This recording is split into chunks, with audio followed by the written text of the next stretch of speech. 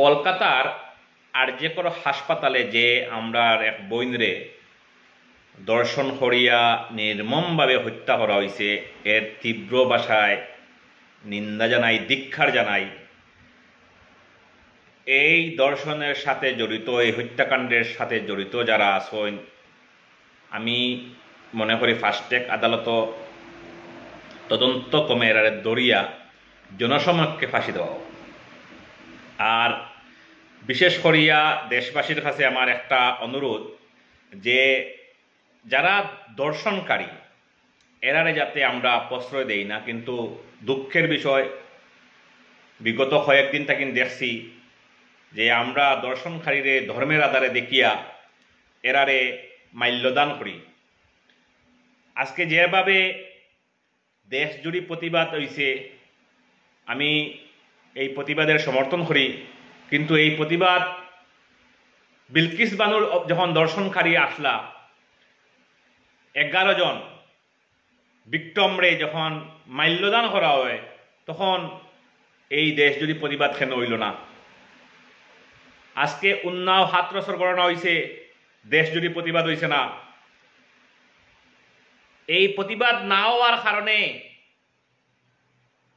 এই নরপশু যারা দর্শনকারী এরা প্রশ্রয় পাইছে, প্রশ্রয় পাইয়া আজকে এইরকম ঘটনা করছে। আজকে যদি বিলকিস বানুর সেই 11 জনকে মাল্যদান করা না হইতো, তাহলে মনে হয় আজকে এই ঘটনা ঘটল না হয়। মণিপুরের মা বোনিতা মা বোন আসলে না।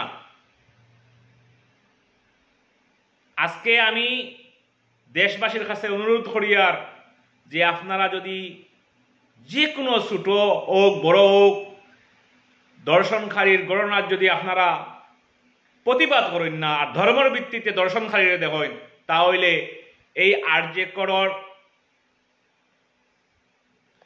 আরজিকরের যে ঘটনা ঘটছে, এরকম ঘটনা আরো ঘটব। দর্শনকারীরা সাহস পাইব। কিন্তু দুঃখের বিষয়, বর্তমানে আমরা ধর্মের ভিত্তিতে দর্শনকারীরা প্রোটেকশন দেই, আমরা সমর্থন করি।